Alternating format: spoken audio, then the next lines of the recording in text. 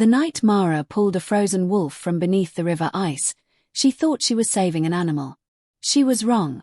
Because 3 minutes later, armed men came out of the snow carrying the chains they had used to drown him. And before the night was over, the most feared Alpha King in the Northern Territories would kneel beside that same wolf. Look at Mara. And realize the woman who had saved his brother might be the mate he had believed was dead. But Mara didn't know that yet. She didn't know the wolf beneath the ice was not a wolf at all. She didn't know the children being carried in chains through the forest were connected to a betrayal inside the royal palace. And she certainly didn't know that the king standing in front of her had spent years mourning a mate he had never truly lost. Because the moment Mara reached into that freezing river, something ancient woke up. A bond. A promise. And a love powerful enough to bring an entire kingdom to its knees. But before the Alpha King could claim her, someone inside his own council would try to kill her. And this time, he would have to choose between protecting his crown or protecting the woman his soul had already chosen. The river had stopped sounding like water. It groaned. Under the grey morning sky, the wide river moved beneath a skin of broken ice, dark and heavy, carrying pieces of winter toward the mountains. Snow fell in thin, quiet lines. The forest stood around it like a wall of black trees. Mara knew the river. She had grown up beside it. She knew where the current ran deepest. She knew which parts froze first and which parts stayed dangerous even in the coldest month. That was why she stopped when she heard the sound. Not a cry. Not exactly. It was a dull scraping beneath the ice. Mara froze. The basket hanging from her arm swung once and became still. She listened. There it was again. Scrape. Then silence. Her eyes moved across the river. Nothing. Only white snow. Black branches. A long sheet of pale ice stretching toward the far bank. Most people would have kept walking. Mara did not. She placed the basket in the snow. Hello. Her voice disappeared into the cold. No answer came. Then something moved beneath the ice. Mara stepped closer. A dark shape lay trapped under the frozen surface. At first, she thought it was a fallen tree. Then she saw the paw. Her breath stopped. A wolf. A massive grey wolf was trapped beneath the river ice. Its body was half submerged in the freezing water. One front leg was caught between two thick slabs of ice. Dark fur spread around it like smoke beneath the surface. The wolf was still alive. Its eyes opened and looked directly at her. Mara took one step back. Every story she had ever heard returned at once. Wild wolves did not come this close to the village. And wolves this large were not ordinary wolves. She should have run. Instead, she looked at the animal's eyes. There was no wild rage in them.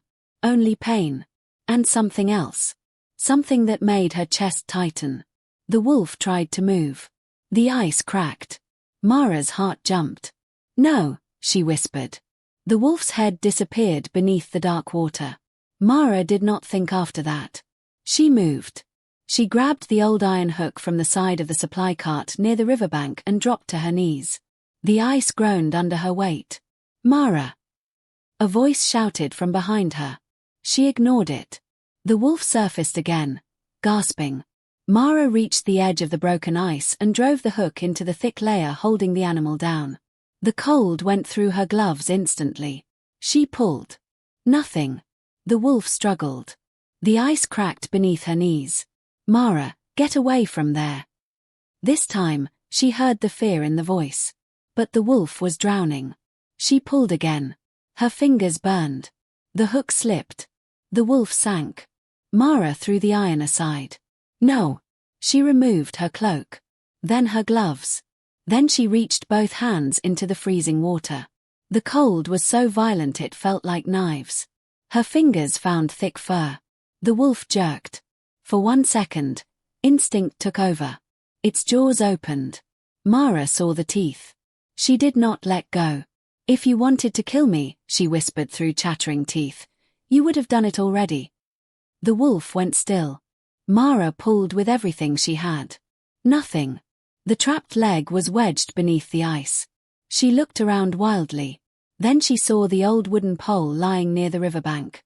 She grabbed it. Using it as a lever, she pushed beneath the ice. The wolf growled. The sound was low, deep. It seemed to vibrate through the river itself. Mara's arms shook. "I'm trying to help you." The ice broke. The wolf surged upward. Mara fell backward as the enormous animal dragged itself onto the ice. For a moment, neither of them moved. The wolf lay there, breathing heavily. Mara sat in the snow, soaked to the elbows. Then the wolf lifted its head. It looked at her. Not like an animal. Like someone who understood. Mara slowly reached toward it. The wolf did not move away. Her fingers touched its wet fur. And the moment they did, a strange warmth moved through her hand. Not heat. Something deeper. Something that felt like a distant heartbeat answering her own. Mara pulled her hand back. The wolf suddenly stiffened. Its head turned toward the forest. A low growl rose from its chest. Mara followed its gaze. At first, she saw nothing. Then the trees moved. 3 men stepped out of the falling snow. They wore dark leather coats. The man in front smiled when he saw the wolf. "Well," he said. His eyes moved from the animal to Mara. "Looks like we found what we came for." The wolf rose. It could barely stand. But it moved between Mara and the strangers. The men laughed. Mara's fear disappeared. Not because she was no longer afraid. Because something inside her had become very still. The man in front lifted a chain. At the end of it hung a broken iron collar. "Move aside, girl." Mara looked at the collar. Then at the wounded wolf. And finally at the 3 men standing between the forest and the river. She understood then. The wolf had not been caught by accident. Someone had hunted him. Someone had chained him. And someone had expected him to die beneath the ice. Mara slowly stood. The man frowned. "I said move." She stepped in front of the wolf. "No." The smile disappeared from his face. Behind Mara, the wolf made a low sound.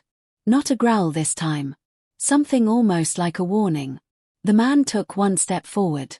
And somewhere beneath the snow-covered forest, something answered. A distant howl. Then another. Mara looked toward the trees. The 3 men did the same. The wounded wolf lifted his head. And for the first time, the men looked afraid. Because the creature they had come to capture was not alone. And because, far beyond the frozen river, the most feared Alpha King in the Northern Territories had just felt the first violent pull of a bond he had believed was impossible. The howl faded into the forest. For several seconds, no one moved. Snow continued to fall between the dark trees, covering the ground in a thin white layer. The river groaned beneath the broken ice. Somewhere far away, a branch cracked. Mara stood beside the wounded wolf. His body was enormous. Even injured, he was taller at the shoulder than any ordinary wolf she had ever seen. Water dripped from his grey fur, turning the snow beneath him dark. One of his front legs trembled badly, but he still kept his body between Mara and the 3 strangers. The man holding the iron collar slowly lowered his hand. His smile was gone. Only moments ago, he had looked certain of himself. Now, his eyes kept moving toward the forest. Mara noticed. She noticed everything. The way the younger man behind him held his knife too tightly. The way the second man kept glancing over his shoulder. The way none of them looked at the wolf for too long. They were afraid. Mara had been afraid when they first appeared. But fear changed when you discovered it lived inside the people standing against you. The leader finally looked at her. "You have no idea what you are standing beside." Mara glanced at the wolf. "I know what I see." "And what do you see?" "A wounded animal." The man's expression twisted. "That is not an animal." The wolf released a low growl. The sound rolled across the frozen riverbank. The 2 men behind their leader immediately stepped back. Mara felt the vibration through the ground. The leader noticed their reaction. His jaw tightened. "Move away from him." Mara did not move. "No." The man's eyes narrowed. "You should have left him beneath the ice." Mara looked at the iron collar hanging from his hand. Dark stains covered the metal. Not rust. Blood. Her fingers tightened around the iron hook. What did you do to him? The leader gave a quiet laugh. That is none of your concern. It became my concern when I pulled him out of the river. The man's smile disappeared. Mara had seen cruelty before. She had seen people turn away from starving children because helping them was inconvenient. She had seen merchants buy desperate families for almost nothing. She had seen men with money decide that another person's pain was simply the price of doing business. But these men were different. They had not found the wolf by accident. They had hunted him. They had chained him. And when he escaped, they had left him to drown beneath the ice. Mara stepped closer to the wolf. His shoulder touched her arm. The contact was brief. But the wolf became completely still. The leader noticed. His eyes moved from Mara's hand to the wolf's face. Interesting. Mara frowned. What? The man looked at her for a long moment. Then he smiled again. Nothing. But there was something wrong with that smile. Before Mara could speak, the younger man suddenly turned toward the trees. Ren. The leader looked at him. What? We should leave. Ren's face hardened. Why? The younger man swallowed. I heard something. You heard wolves? No. His voice became quieter. I heard a horn. A low sound moved through the forest.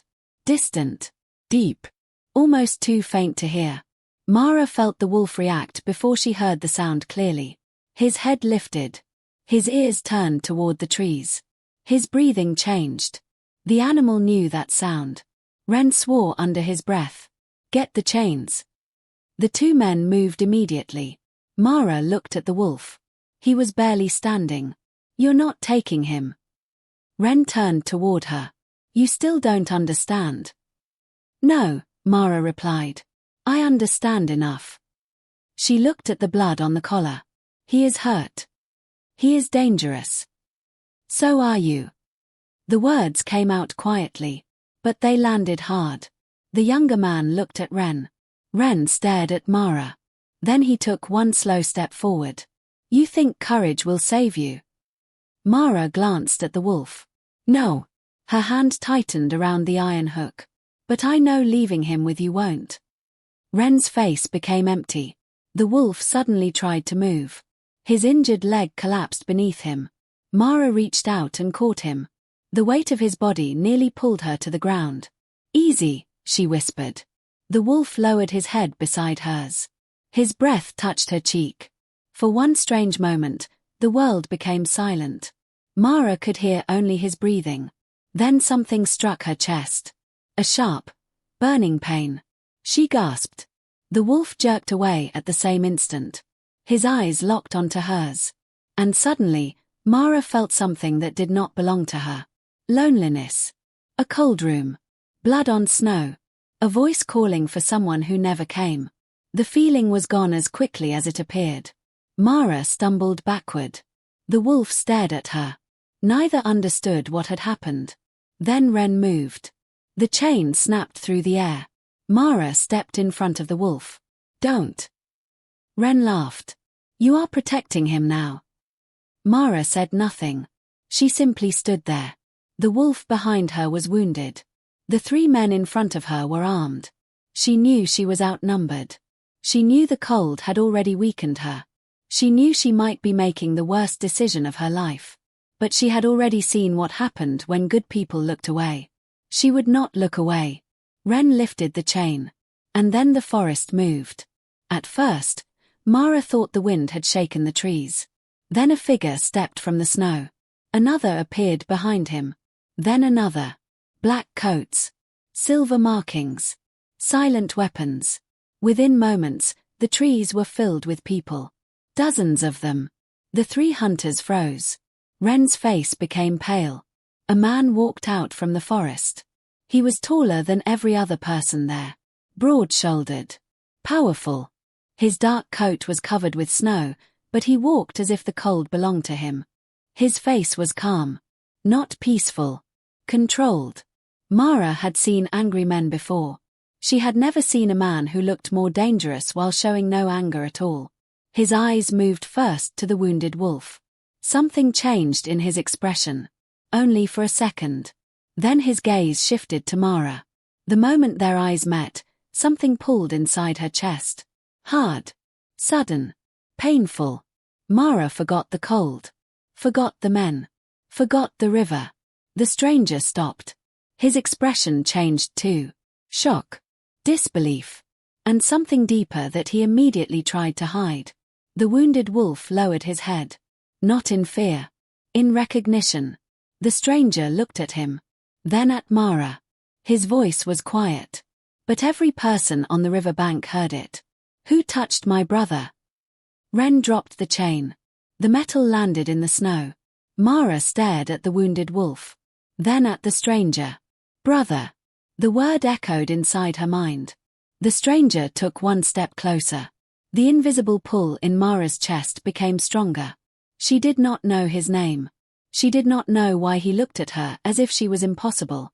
She did not know why the wolf she had rescued seemed to trust him completely. But she understood one thing. The creature beneath the ice had never been an ordinary wolf. The men who had hunted him were not simple traders. And the man standing before her was not an ordinary man. Mara had pulled a stranger from the river. But as the snow continued to fall around them, she began to wonder if the river had not brought him to her by accident. Because the moment she had reached beneath the ice to save the wolf, something ancient had reached back. The stranger stepped closer. The wounded wolf lowered his head beside him, but his eyes never left Mara. His name is Kael, the man said. Mara looked at the wolf. Then why was he chained? The stranger's face became colder. That is what I intend to find out. Behind him, the armed figures moved forward. The three hunters immediately dropped their weapons. Mara noticed the stranger's eyes return to her. You touched him, he said quietly. I saved him. Something shifted in his expression. For one brief moment, his control cracked. Why? Mara looked at the injured wolf. Because someone had to. The stranger said nothing. But somewhere deep inside him, a bond he had spent years denying had begun to wake. The stranger stood before Mara while snow gathered on his dark coat. Up close, he seemed even more dangerous. Not because he moved. Because he did not. His eyes remained fixed on her. The wounded wolf made a low sound. The stranger looked at him.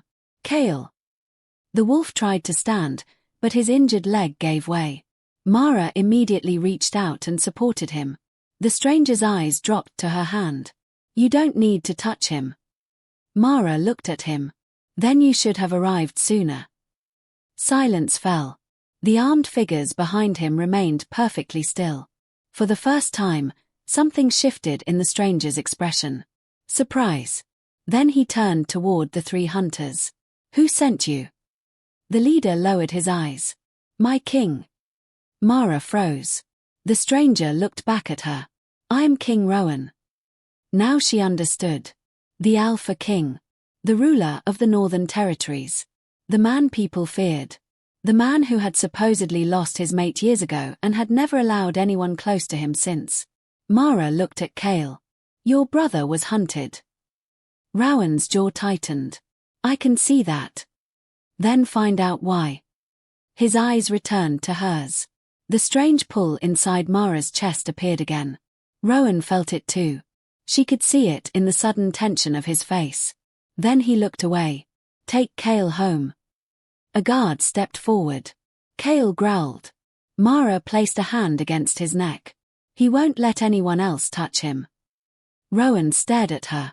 After a long silence, he said, Then you are coming with us. Mara frowned. Why? Rowan looked at her. For the first time, his voice sounded uncertain. I don't know. Behind them, the hunter named Ren smiled. And Mara realized the danger had not ended. It had only begun. Mara did not want to go with them. That was the first thing she knew. The second was that Kael could not survive another night beside the frozen river. So she followed. The journey began beneath a sky that had turned darker than before. Snow fell harder now, covering the road and hiding the tracks behind them. The forest stretched on both sides, tall and silent, its branches bending beneath the weight of winter. Two riders moved ahead. Several guards followed behind. In the middle of them all, Kael walked slowly beside Mara. He refused to leave her side. Whenever one of the guards came too close, his ears turned back. Whenever Mara stopped, Kael stopped too. And every time she looked behind her, she found King Rowan watching. Not openly. Never for long. But she noticed. He watched the way Kael leaned toward her. He watched the way Mara kept checking the wolf's injured leg. And he watched the way she seemed completely unaware of the strange pull between them. Mara finally broke the silence. "Why was your brother wearing a slave collar?" The entire group became quieter. Rowan looked at her. "That collar was not placed by my order. I didn't ask who ordered it." His expression hardened slightly. Mara held his gaze. "I asked why it was on him." For a moment, only the sound of horses moving through the snow filled the forest. Then Rowan looked ahead. "Because someone wanted him to disappear."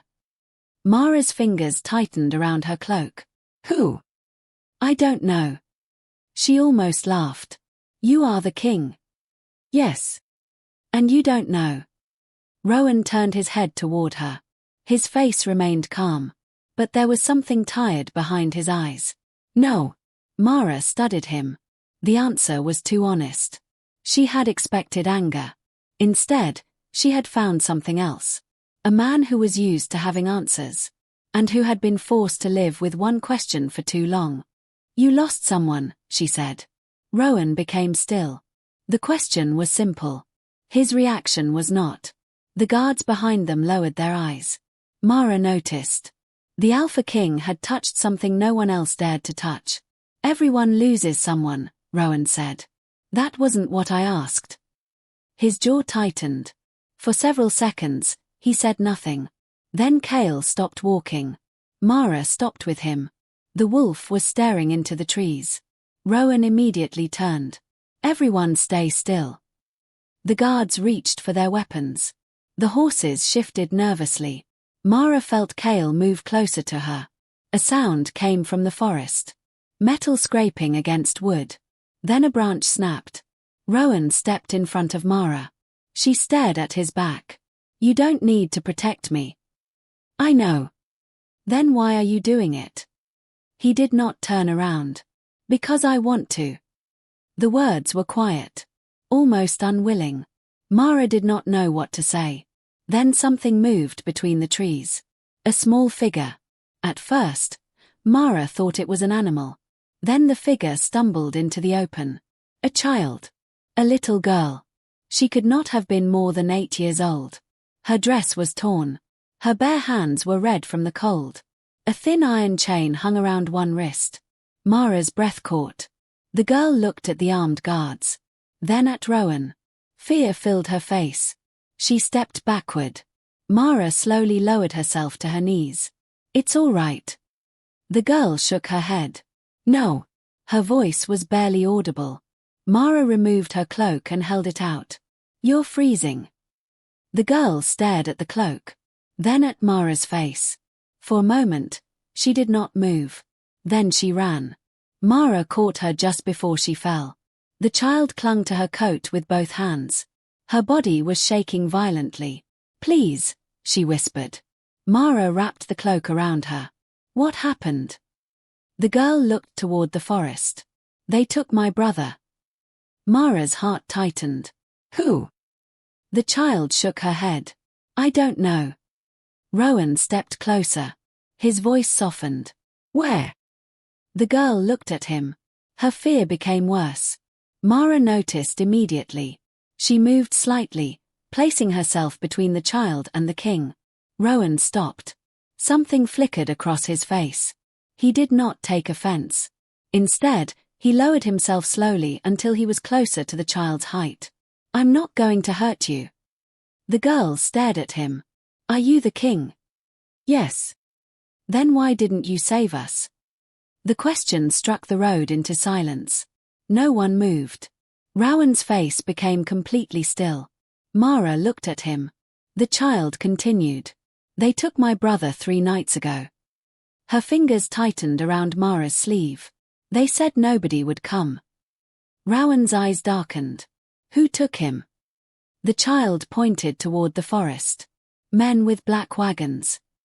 Mara felt cold spread through her chest. Black wagons. The same kind of men who had hunted Kael. The same kind of men who had carried chains. The same kind of men who had left a wounded creature to die beneath the ice. The girl suddenly began to cry. Mara pulled her closer. Please don't let them take me too. Mara closed her eyes for 1 second. Then she looked at Rowan. The Alpha King's eyes had gone dark. But it was not anger she saw there. It was fear. Not fear for himself. Fear of arriving too late again. Mara understood then. The person he had lost was still somewhere inside him. And perhaps that was why he could not look away from the terrified child. Rowan stood slowly. His voice became cold. Turn the horses around. One of the guards stared at him. My king. We are going back. The palace is only an hour away. I said we are going back. The guard lowered his head. Yes, my king. Mara looked at Rowan. You're going after her brother.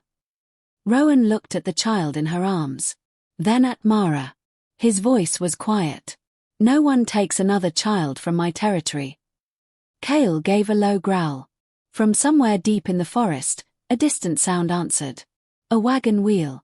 Then another. The little girl suddenly buried her face against Mara. They're coming. Rowan turned toward the darkness. The snow continued to fall. But this time, no one mistook the forest for silence. Something was moving inside it. Something carrying chains. And somewhere beyond the trees, a child was still waiting for someone to come for him. The sound came again. A wheel turning slowly over frozen ground. Then another. Mara held the child closer. The little girl's fingers were locked tightly into her coat. They're coming, she whispered. Rowan stood at the edge of the road, staring into the darkness between the trees. His guards waited for his command. For a moment, the Alpha King said nothing. Then he raised one hand. Every rider became still. The forest fell silent. Even the horses seemed to understand. Kael moved forward. His injured leg trembled, but he ignored the pain. He stood beside Rowan and looked toward the trees. Mara watched the two brothers. One stood in human form. The other in the form of a wounded wolf. Yet they shared the same cold stillness. The same warning in their eyes. A dark shape appeared between the trees. Then another. A wagon slowly rolled onto the road. Its wooden sides were covered with black cloth. Iron chains hung from the back. Mara's stomach turned. The little girl began to shake. Rowan saw it. His expression became colder. Stay here, he said. Mara looked at him. No. His eyes moved to her. You have a child with you. Exactly. She tightened her arms around the girl. I am not standing behind while someone else decides what happens to her. For 1 second, Rowan stared at her. Then something shifted in his expression. Not approval. Something deeper. Respect. The wagon stopped.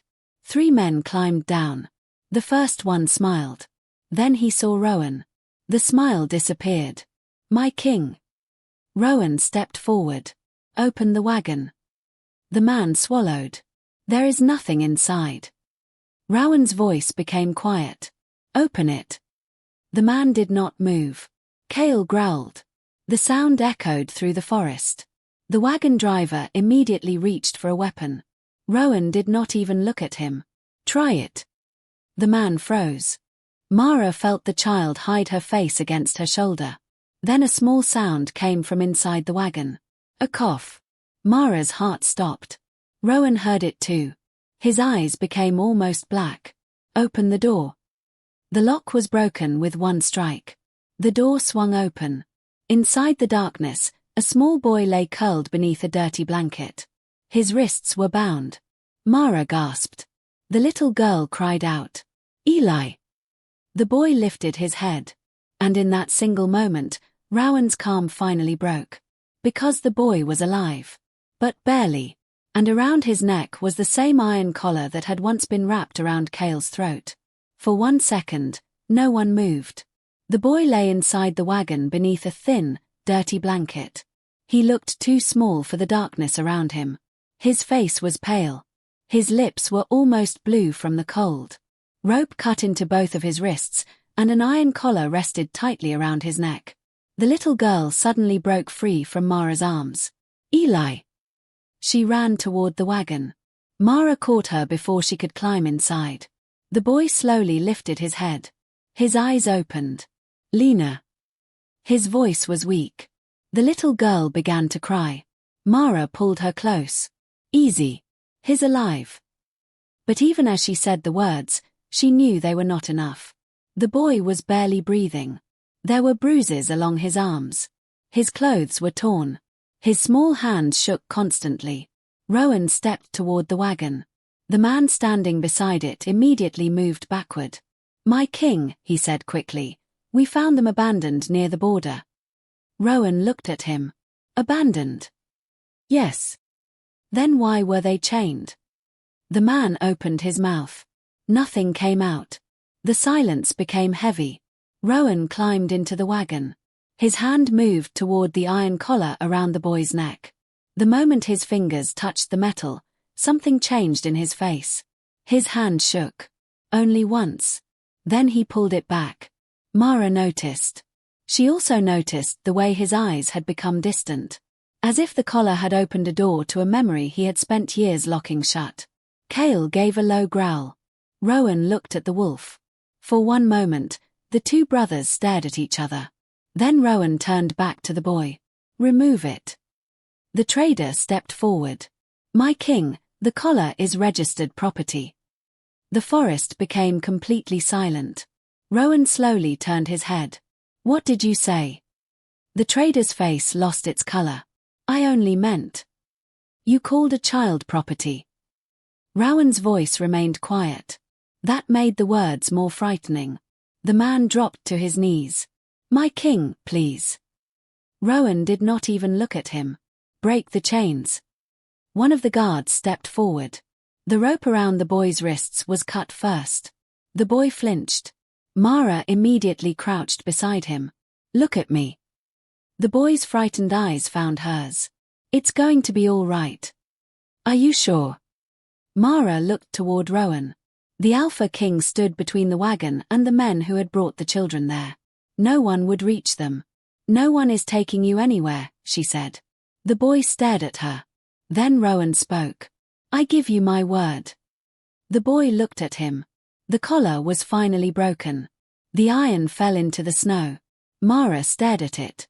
She thought of Kael. She thought of the same kind of metal around his throat.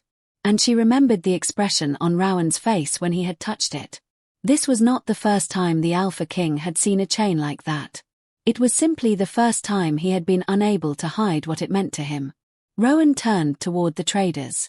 "Take them alive." The men looked at him in confusion. "My king." "I want every name." His gaze moved to the broken collar. "Every person who bought them." He paused. "Every person who sold them." Then his eyes became colder. "And every person who looked away." The wind moved through the trees. Mara looked at him. For the first time, she saw the man beneath the crown. Not only a king. Not only an alpha. But a man carrying an old wound. A man who had once failed to save someone. And who had just decided he would never fail again. Then Kael suddenly turned toward the forest. His ears lifted.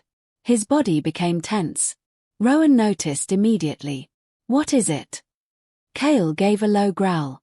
From somewhere beyond the trees, another howl answered. Then another. Mara felt the strange pull inside her chest. This time, it came with pain. She looked toward the darkness. Someone was watching them. And slowly, Kael stepped in front of her. Kael stepped in front of Mara. His body was still weak. His injured leg trembled beneath him. But the moment he faced the forest, something changed. The wounded wolf no longer looked helpless. He looked like a warning. Rowan raised one hand. Every guard drew a weapon. "Stay behind me," he said. Mara looked at his back. "I can stand on my own." "I know." "Then stop telling me where to stand." For a moment, Rowan did not move. Then he glanced at her over his shoulder. The corner of his mouth almost moved. Almost. But the expression disappeared before Mara could decide whether she had imagined it. A branch cracked in the darkness. The little girl screamed. Her brother reached for her. Mara immediately pulled both children close. "It's all right." But she did not believe the words herself. The forest was too quiet. Then a figure appeared between the trees. A man. He stood at a distance, wearing a dark hood. His face could not be seen. Rowan stepped forward. "Come out." The figure did not move. Kael growled. The stranger slowly raised one hand. Something flashed between his fingers. A silver pendant. Rowan suddenly became completely still. Mara looked at him. "What is that?" Rowan did not answer. The stranger dropped the pendant into the snow. Then he turned and disappeared into the trees. One of the guards immediately moved after him. "Do not follow," Rowan ordered. The guard stopped. Mara stared at the pendant. "You know him?" Rowan's face remained cold. No. It was a lie. She knew it. He knew she knew it. The Alpha King walked toward the pendant. He bent down and picked it up. For the first time since Mara had met him, his hand began to shake. Only slightly. But enough. Kael moved beside him. The wolf looked at the pendant. Then lowered his head. Rowan closed his fist around it. Mara stepped closer. "What is it?" His eyes lifted to hers. "It belonged to someone I lost." The words were so quiet that Mara almost missed them. She did not ask who. Something in his face stopped her. For several seconds, they stood in the snow. Then Mara felt the familiar pull in her chest. This time, Rowan felt it too. His eyes suddenly locked onto hers. The world seemed to become distant. Mara could hear his heartbeat. Or perhaps it was her own. Rowan took one step closer. Then Kael suddenly growled. The moment broke. A guard came running from the road. "My king!" Rowan turned. "What?" The guard pointed toward the distant hills. "Smoke." Everyone looked. A thin black column was rising beyond the trees. Mara's stomach tightened. Rowan's face became hard. "From where?" The guard swallowed. "The old trading road." Mara looked at the children. Then at the broken chains in the snow. Rowan understood immediately. Someone was burning evidence. His eyes moved to Mara. "Stay with the children." She shook her head. "No, Mara." It was the first time he had spoken her name. The sound stopped her. Rowan stepped closer. "This is not a request." Mara looked into his eyes. "And I am not one of your soldiers." For a moment, neither moved. Then a second column of smoke rose in the distance. Rowan looked toward it. Something shifted in his expression. The controlled king disappeared. What remained was the Alpha. Cold, furious, and ready to hunt. He turned toward the forest. "Bring the wagon." Mara looked at the smoke. The fire was spreading. And somewhere beyond those flames, someone was destroying the truth. The smoke rose higher with every passing second. Black against the pale winter sky. Mara stood beside the wagon, watching it spread across the horizon. The children were wrapped in blankets now. The little girl, Lena, held tightly to her brother's hand. Eli had barely spoken since they had found him. He kept looking at Rowan. Not with trust. Not yet. But with the silent attention of a child trying to decide whether an adult was safe. Mara understood that look. Trust was not something you demanded from someone who had been hurt. It was something you earned. Rowan seemed to understand that too. He did not touch the children. He did not ask them to come closer. He simply stood between them and the forest. "Bring the horses," he ordered. A guard moved immediately. Mara looked at him. "You're going to the fire." Rowan looked back. "Yes. You should take the children to safety first. They are safer with my guards." "And you?" His eyes remained on hers. "I'm going to find out who started that fire." Mara looked toward the smoke. "Then I'm coming." Rowan's expression hardened. No. Mara folded her arms. That wasn't a request. For one long moment, they stared at each other. The guards suddenly became very interested in the snow. Rowan stepped closer. Mara. Again, her name sounded different in his voice. Lower. More personal. You do not know what is waiting there. Neither do you. I know enough. Then you know someone is destroying evidence connected to those children. His jaw tightened. Mara continued. And you know the same people may have been involved with Kael. At the mention of his brother, Rowan became still. Mara saw the answer in his face. She had been right. The same darkness connected everything. The children. The chains. The slave traders. The wounded wolf beneath the ice. And now the fire. Rowan looked away first. Stay close to me. Mara blinked. What? If you come, you stay close. She almost smiled. I can take care of myself. I know. Then why? Because I said so. Mara stared at him. The Alpha King looked completely serious. For some reason, that made her want to argue more. Instead, she turned toward the wagon. I'll stay close enough to save you if you need it. One of the guards almost laughed. Rowan looked at Mara. For the briefest moment, something warm appeared in his eyes. Then it vanished. They left the children with 6 guards and began riding toward the old trading road. Kael followed despite his injury. Mara noticed. You should stay with Lena and Eli. The wolf ignored her. Rowan glanced at him. He will not listen. He listens to you. Not when it concerns you. Mara looked at Rowan. He was watching Kael. There was something almost amused in his expression. It disappeared quickly. The closer they came to the old road, the stronger the smell of smoke became. Then they heard it. Wood breaking. Fire roaring. Mara's horse slowed. They reached the top of a small hill. Below them, an old wooden trading cart was burning. The fire had already consumed most of it. Barrels lay scattered across the road. Iron chains were burning in the flames. Mara's stomach turned. Rowan dismounted. Stay here.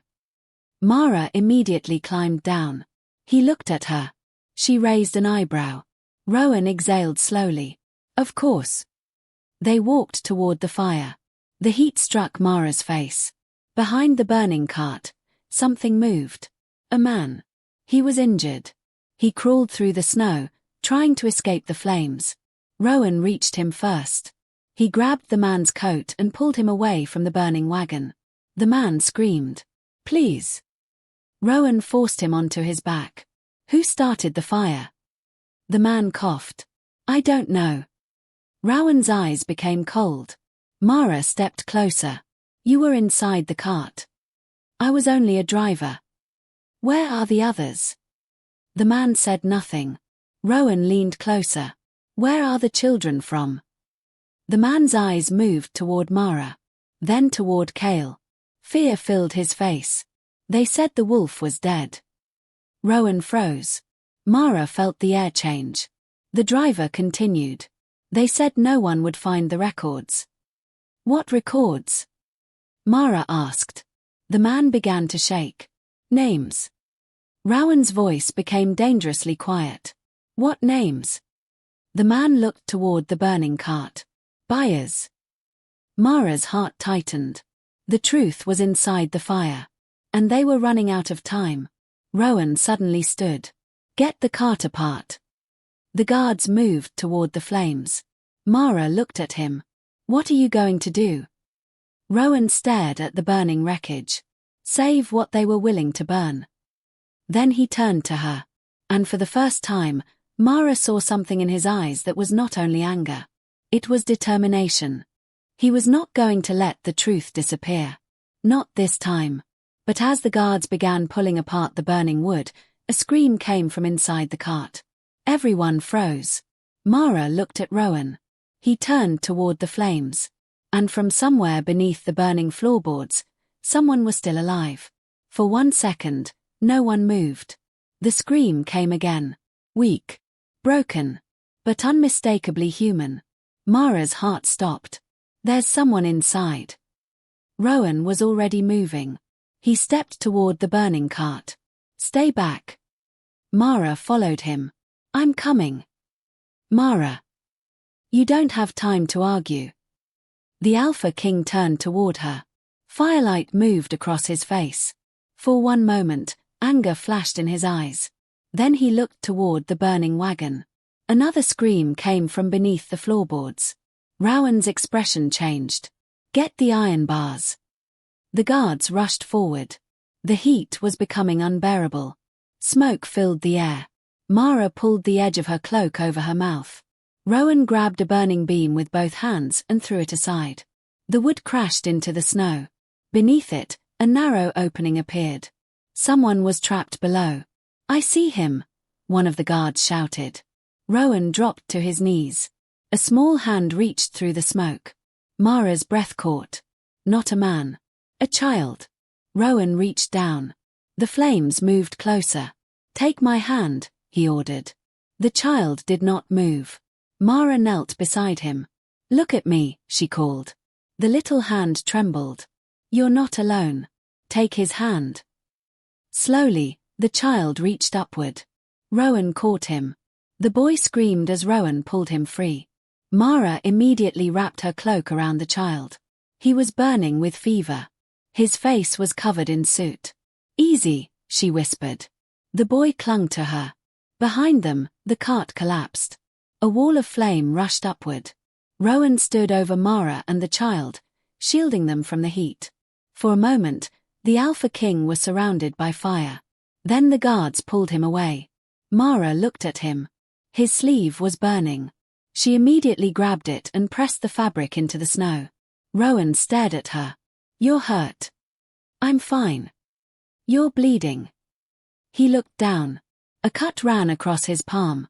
Mara caught his hand before he could pull it away. Hold still. Rowan became completely still. The fire continued to roar around them. But Mara heard only his breathing. She tore a strip from the edge of her sleeve and wrapped it around his hand. You should let someone else do that. I know. Then why are you letting me? Mara tied the cloth tightly. Because you haven't stopped me. For a second, neither of them moved. The strange pull between them returned. Stronger. Warmer. Rowan's eyes lowered to her face. Mara felt her heartbeat change. Then the rescued boy began to cough. The moment broke. Mara turned toward him. What is your name? The boy stared at her. John. Where are you from, John? He looked toward the burning cart. Then toward Rowan. They took us from the southern villages. Who? John's lips trembled. The men who came at night. Why? The boy looked at the iron chains lying in the snow. They said the king would never find us. Rowan's face became cold. What else did they say? John swallowed. They said someone inside the palace was helping them. The words fell into the night. No one spoke. Mara looked at Rowan. The Alpha King did not move. But something in his face had changed. The enemy was not only outside the kingdom. Someone inside his own court was involved. Someone with access to the records. Someone who knew where the children were being moved. Someone who had known Kael was vulnerable. Mara looked toward the burning cart.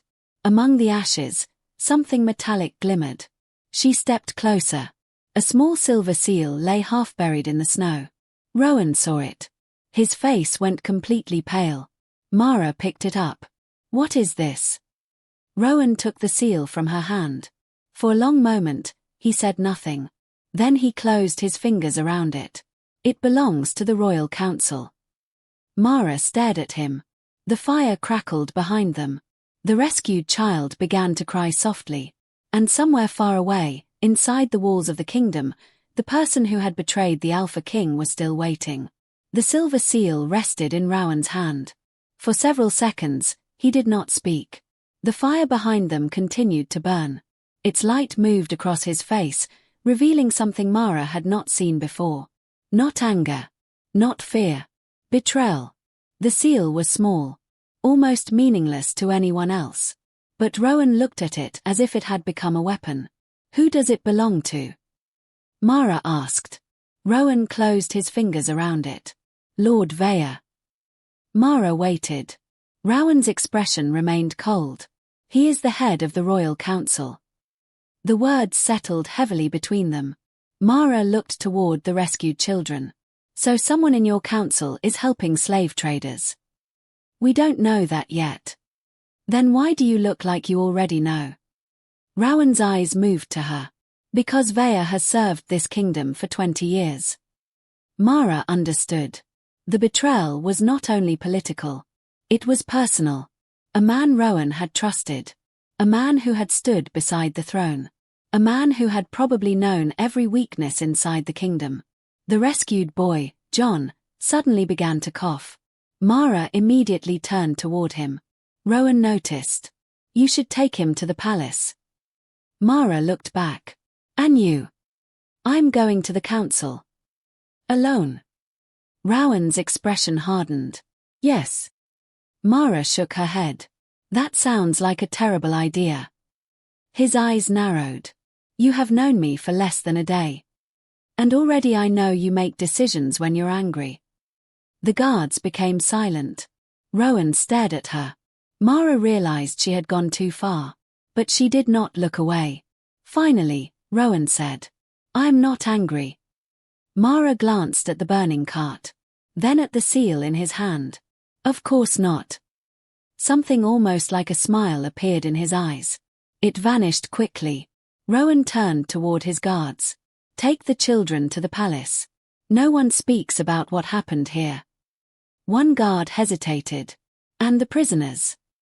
Bring them alive. His voice became colder. Anyone who tries to kill them answers to me. Mara looked at Rowan. The Alpha King was already preparing to leave. She stepped closer. You said no one would speak about this. No one outside the palace. And what about me? Rowan looked at her. For a moment, neither of them spoke. Then he said, You are coming with me. Mara frowned. Why? His eyes dropped briefly to the bandage around his hand. Then returned to her face. Because you saw the seal. That is not the real reason. Rowan became still. Mara had not meant to say it. But she had begun to notice the way he looked at her. The way his attention always returned to her. The way the invisible pull between them seemed stronger whenever they stood close. The Alpha King looked away. Get on the horse. Mara almost smiled. That is not an answer. No. Are you going to give me one? Not tonight. The words were quiet. And somehow, that answer told her more than a confession would have. They rode toward the palace before dawn. The children traveled in a guarded wagon behind them. Kael followed despite his injury. Mara rode beside Rowan. For a long time, neither spoke. Then Rowan said, You should not have touched the wolf. Mara looked at him. He was drowning. That is not what I meant. She waited. Rowan's grip tightened around the reins. Kael has never trusted anyone outside our family. Mara looked toward the wounded wolf. He trusted me because I helped him. Rowan's eyes moved to her. No. The word was quiet. Mara frowned. Then why? Rowan did not answer. The strange pull returned between them. This time, it was not painful. It felt almost like warmth. Mara looked away first. Behind them, Kael lifted his head. His eyes moved toward the dark palace in the distance. And somewhere inside those walls, Lord Veyr was already waiting. Because the council had been warned. The seal had been discovered. And the moment Mara entered the palace, every person involved in the betrayal would know one thing. The Alpha King had brought home the woman who had saved his brother. And no one yet understood why the king could no longer seem to look away from her.